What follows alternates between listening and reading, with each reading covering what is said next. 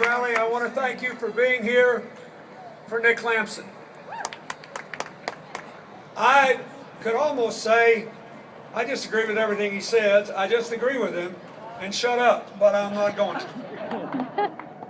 I'm glad to be back in Beaumont. I thank you for being so good to me over the years, so good to my wife over the years, so good to our family. I want you to know what I'm doing. When I leave you, I am flying home to New York because tomorrow, even though this is an important day, every day between now and elections, I'm taking tomorrow off to celebrate Hillary's birthday with her. So,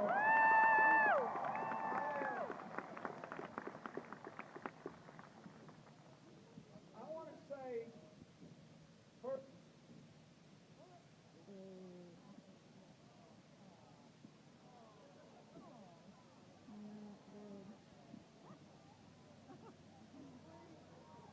it's on, yeah, there you go.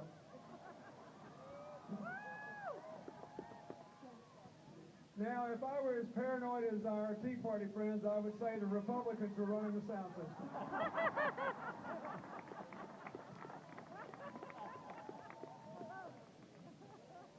Look, it was a joy working with Nick Lampson.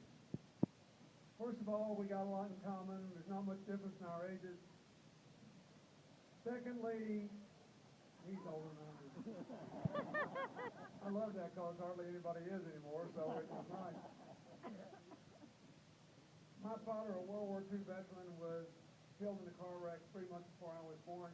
I got those Social Security checks too. My widowed mother got those too. And we grew up in a time when we thought it was good to be conservative when it came to our money, but progressive when it came to wanting everybody to have the same chances. Yeah. We became Democrats not because we believed in big deficits and not because we never met a spending program we didn't like, but because we realized that every child that dropped out of school and every kid that didn't get to go to college and every kid that had to quit and every person that was unemployed was a loss not only to their family but to our family too, that we had to grow together.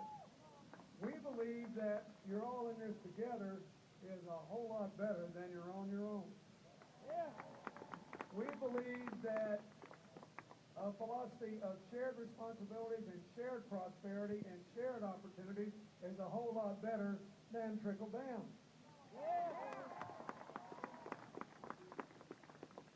We believe that the polarization in Washington is caused by primarily the Tea Party crowd who believes in ideology instead of evidence. They got their mind made up before you put the evidence out. And we see every single day they also believe that they can disregard arithmetic in favor of illusion. I like Nick Lampson. He believes in arithmetic over illusion, evidence over ideology, shared prosperity and opportunity and responsibility over trickle down. And I know he believes we're all in this together. We can't afford in America to have a you're on your own philosophy. Now that's just it. I like him because he knows he's not right all the time, unlike a lot of people do. And he knows that a broken watch is right twice a day. And the rest of us, we have to spend our whole lives in between those two extremes, knowing we're not going to be right all the time, hoping to goodness we'll be right more than twice a day. So when we work together, we're likely to get a better solution than when we just say it's my way or the highway. The problem with Washington is there's too much my way or the highway. There's too much trickle down and too little shared opportunity. There's too much ideology and too little evidence, and there's way too much illusion and too little arithmetic. And I get tickled when Nick's opponent and all his Tea Party crowd, what did he say? He said he wasn't knocking on doors in moderate households. And they identify moderate households because they were not receptive to his message. They have a Tea Party guy running for the Senate in Indiana who said that his happiest moments were when he could impose his opinion on other people. He said Washington's biggest problem was that there wasn't enough partisanship up there. Well, I just don't agree with that. And, you know, they all say they're so upset about this debt. They forget that they quadrupled it in 12 years before I got there. They doubled it in the 8 years after I left. And we're still paying for it to this day. They act like it was just something that poof appeared when Barack Obama became president.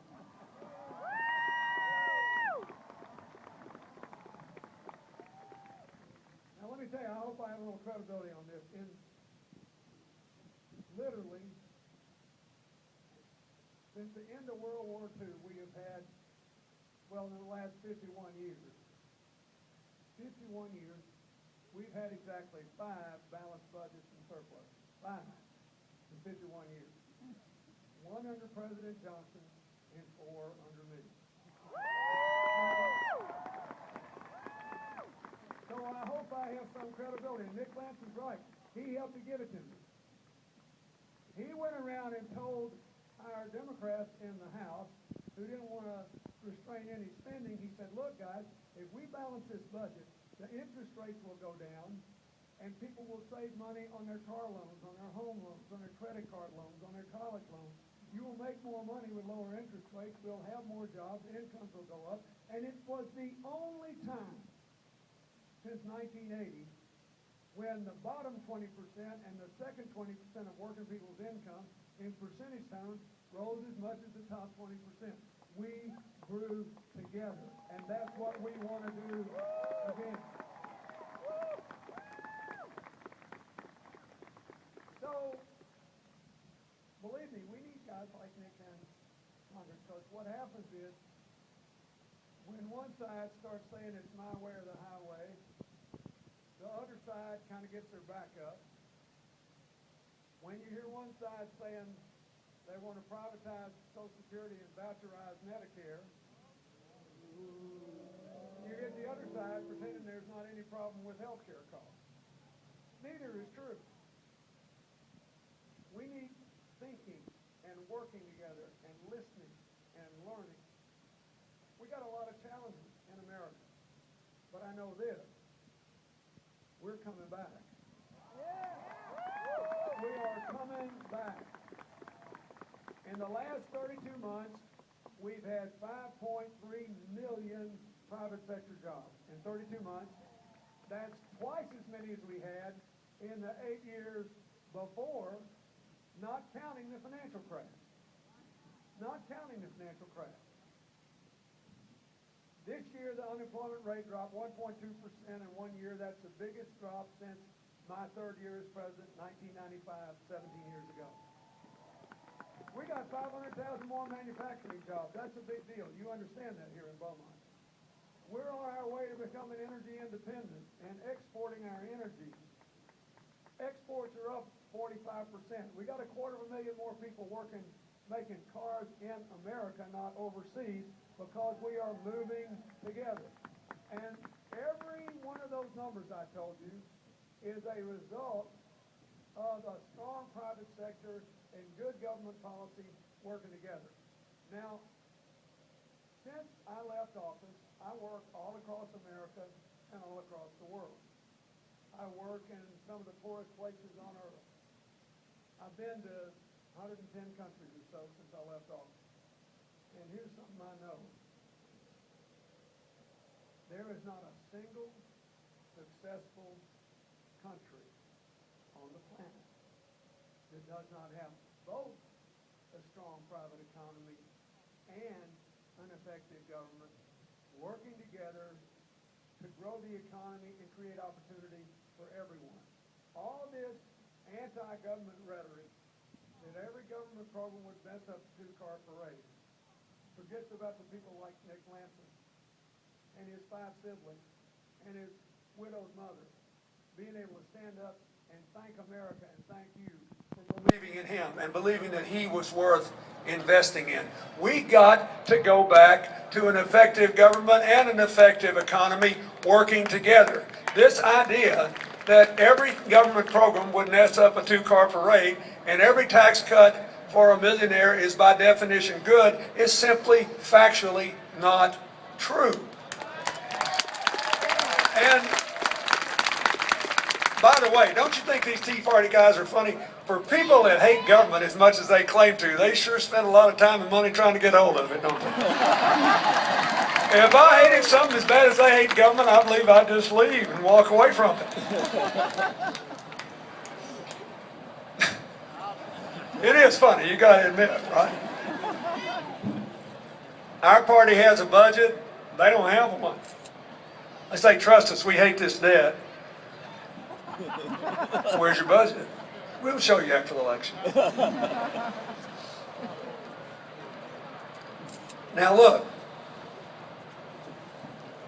you just have to decide what kind of country you want.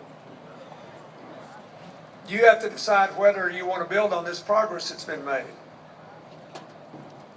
The other side, they're up there promising you 12 million jobs. You know why they're promising you that? Because two independent economic firms in the last month have projected that if we don't mess up what's been done, the economy will produce 12 million jobs. So they're saying, let us have it. We want credit for what's already been done, and then we'll come in and do what we always do. We'll cut taxes for high-income people, weaken regulations, put us back in the dumps, but it won't be until we get past the next election. Now, I'm telling you the truth. It's easy to promise 12 million jobs when you got two people who don't work for you telling you that if you just don't do anything to mess up what's already been done, we're going to get 12 million jobs next time. We are coming back. But as we come back, this debt will become a big thing. You don't want austerity now because interest rates are below the rate of inflation.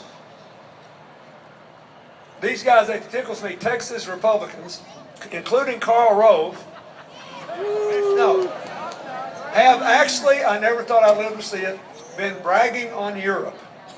Can you believe it? They cuss Europe as the source of government socialism and lazy dependence, and you know, they call them everything but a blue goose for decades, and all of a sudden they love Europe because they tried austerity now. They want Europe's policy. Their unemployment rate is 3% higher than ours. Why? Because you cannot get blood out of a turnip. You cannot balance the budget unless you have proper spending controls, proper revenues, and economic growth. If you try to just cut your way to a balanced budget, when there is no private economic activity, your revenues will always drop more than you can cut spending. Or, frankly, more than you could raise taxes. You can't get blood out of a turnip. But Karl Rove and one or two Texas congressmen have just talked about rhapsodically about how wonderful Europe's doing. They talk rhapsodically about how wonderful New Jersey's doing under their Republican governor, Chris Christie.